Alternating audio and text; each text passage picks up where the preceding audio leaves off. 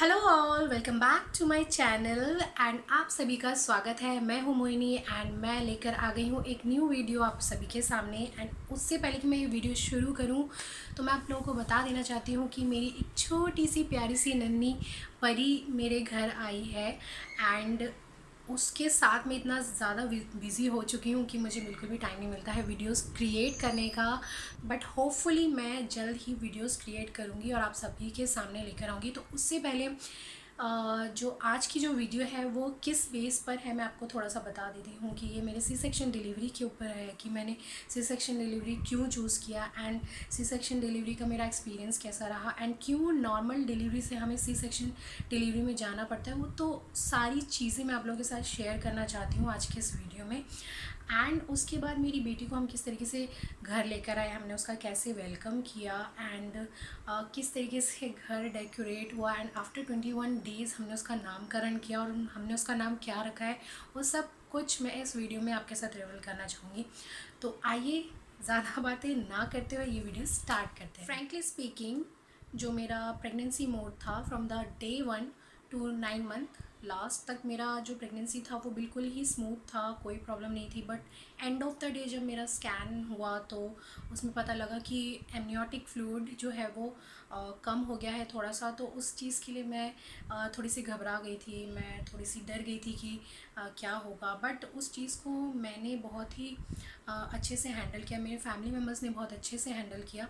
And after that मेरा एक internal checkup भी होने वाला था एंड चेकअप होने पर पता लगा कि जो सर्विक्स है वो 2 इंच तक ओपन हो चुका है। तो डॉक्टर ने कहा था इफ़ ब्लीडिंग स्टार्ट होती है तो आपको इमीडिएटली हॉस्पिटल में एडमिट होना पड़ेगा। बट अभी तक जो है हम नॉर्मल ही अभी तक जो है हम उसको नॉर्मल ही मान रहे हैं। बट कहीं ना कहीं मैं इस चीज़ को लेके बहुत ज़्यादा डरी हुई थी कि नॉर्मल होगा, अरे बाप रे बहुत दर्द होगा, बहुत पेन झेलना पड़ेगा। तो ये जो वीक था लास्ट का, जो लास्ट के कुछ डेज़ थे वो मेरे लिए बहुत ही ज़्यादा ट्रिकी रहा, मैं बहुत ज़्यादा परेशान थी। गाइस मुझे नहीं पता था कि मेरी सी सेक्शन डिलीवरी होने वाली है, नॉर्मल होने वाली है। बट डॉक्टर ने मुझसे कहा था कि मैं पूरी पूरी कोशिश करूँगी नॉर्मल की। नहीं बता सकती कि क्या होगा क्या नहीं, बट हम नॉर्मल के लिए पूरा पूरा ट्राई करेंगे। And guys at the end मेरी सी सेक्शन डिलीवरी हुई एंड सी सेक्शन डिलीवरी के बाद जो जितना भी दर्द था, जितना भी पेन था, वो सब कुछ छू मंतर हो गया था जब मैंने अपनी बेटी को देखा, उसके फेस को देखा, उसकी स्माइल देखी। मैं सब कुछ भूल गई थी। एंड यस, काफ़ी लोग मुझसे बोलते हैं कि अरे अरे आप तो डांसर हो, अरे आप तो डांस करते हो, आप जुम्बा कराते हो, आपकी बॉडी इतनी फिट रहती थी, उसके बावजूद भी आपने सी सेक्शन कैसे कराया, कैसे आप मान गए सी सेक्शन के लिए, कैसे डॉक्टर ने सी सेक्शन कर दिया है।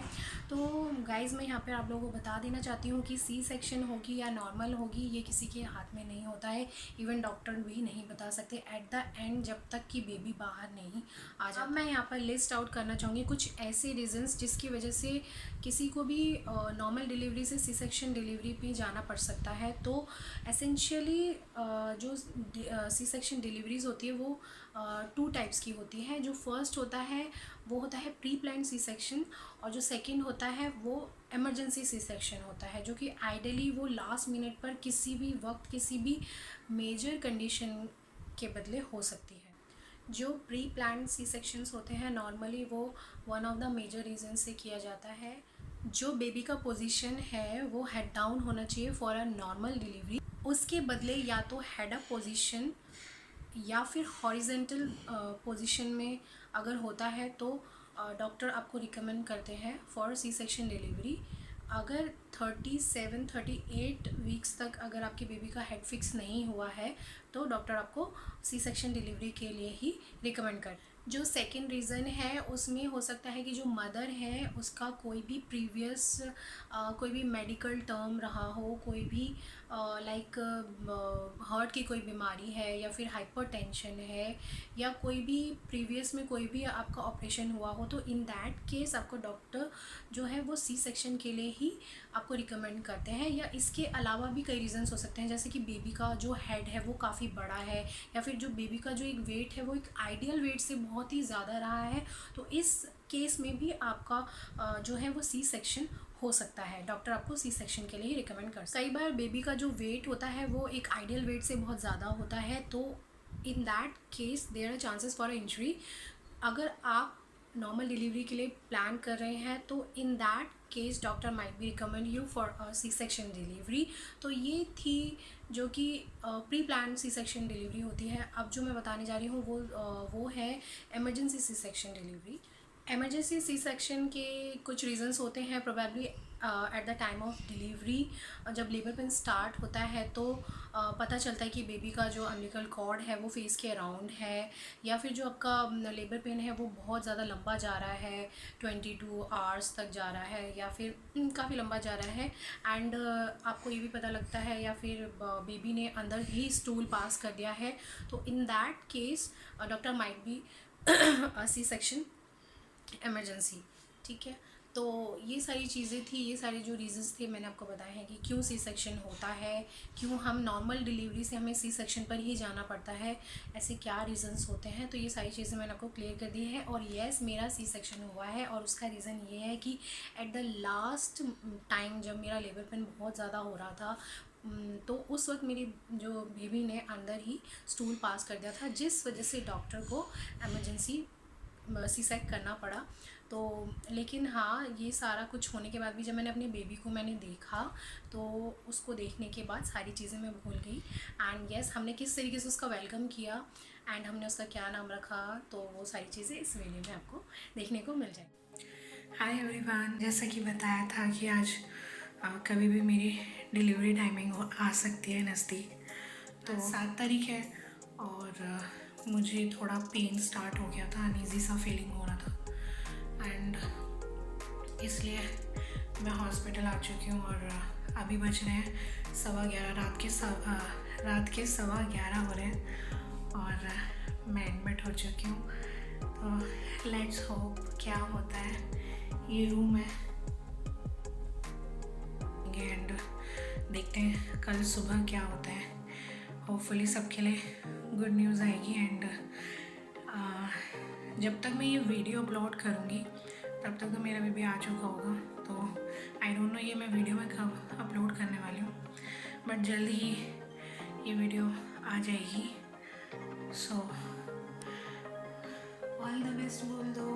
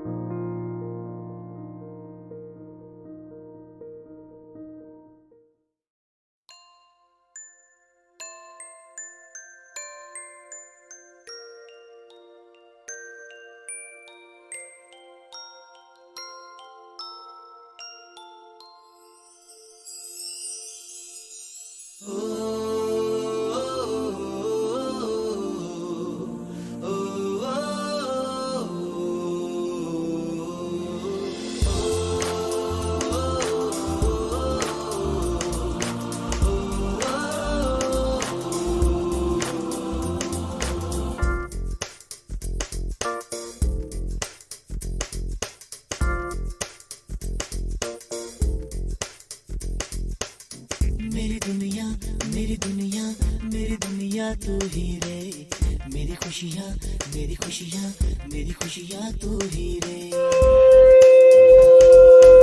और ऊपर पड़े ना मेरी दुनिया मेरी दुनिया तू ही रे, मेरी खुशियाँ मेरी खुशियाँ मेरी खुशियाँ तू ही रे।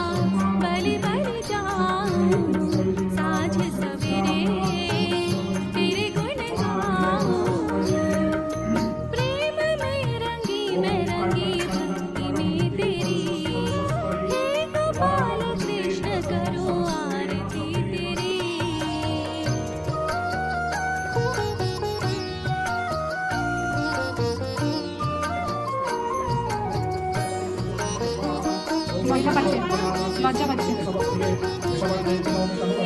माटी का तन है तेरा, मन और प्राण भी तेरे। मैं एक गोपी, तुम हो कन्हैया, तुम हो भगवान मेरे।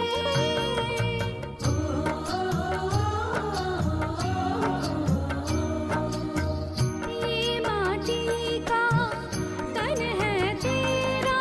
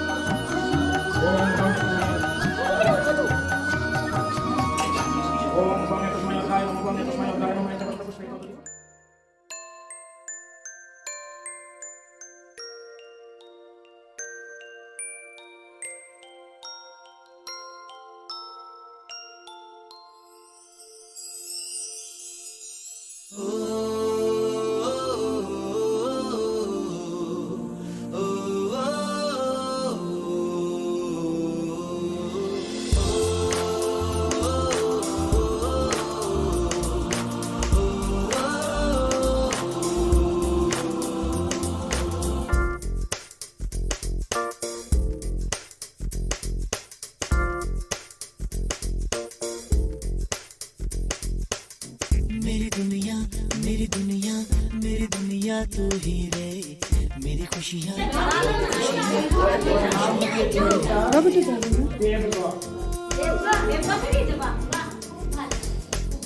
मेरी दुनिया मेरी दुनिया मेरी दुनिया मेरी खुशियाँ বাংলা বুঝতে পারবে না তো পাবলিক नहीं समझ पाएगी জয়িতা है জয়িতা দয়িতা দাশগুপ্ত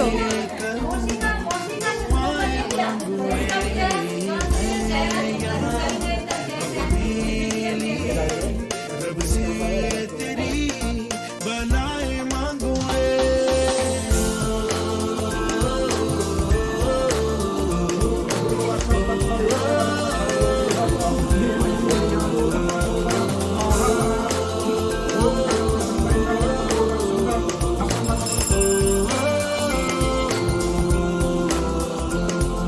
मेरी दुनिया मेरी दुनिया मेरी दुनिया तू ही रे मेरी खुशियाँ मेरी खुशियाँ मेरी खुशियाँ तू ही रे रात दिन